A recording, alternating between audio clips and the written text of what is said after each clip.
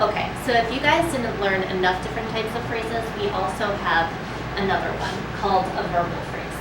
Now you've already learned that a verbal is a verb form that acts either as a noun, an adjective, or an adverb.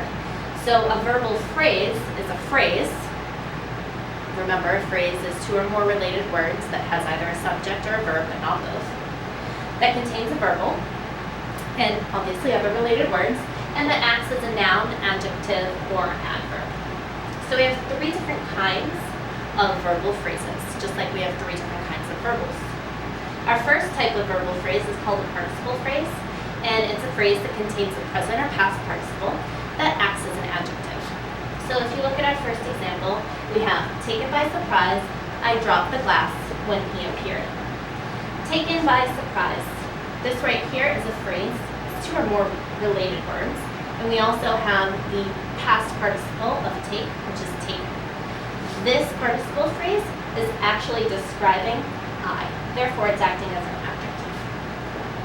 In our second example, we have I saw him later, exhausted and sweating after the marathon.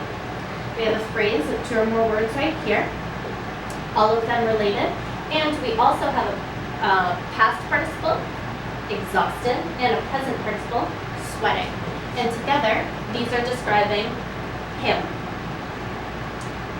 We also have gerund phrases. A gerund phrase is a phrase containing a gerund that acts as a noun. So if you take a look at our first example, we have sleeping late is my brother's favorite pastime.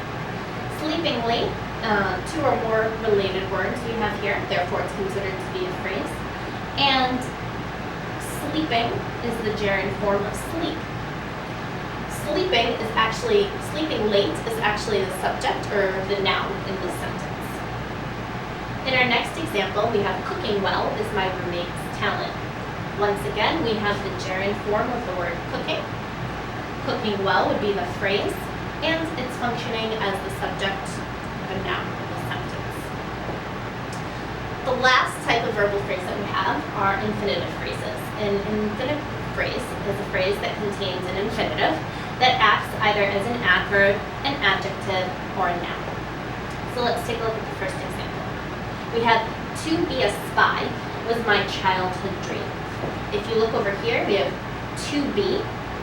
Remember that an infinitive is basically a fancy way of saying the to form of the verb. So we have to be, which is the infinitive, a spy.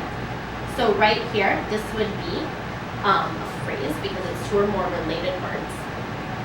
And in this case, it's acting as the noun or the subject in the sentence. For our second example, we have the best way to study for this grammar test is to watch all these videos. In this case, to watch is our infinitive, and to watch these videos would be the whole phrase. It's actually acting as an adjective because it's describing the way, which is the noun or the subject of the sentence. I hope that clarifies verbal phrases for you.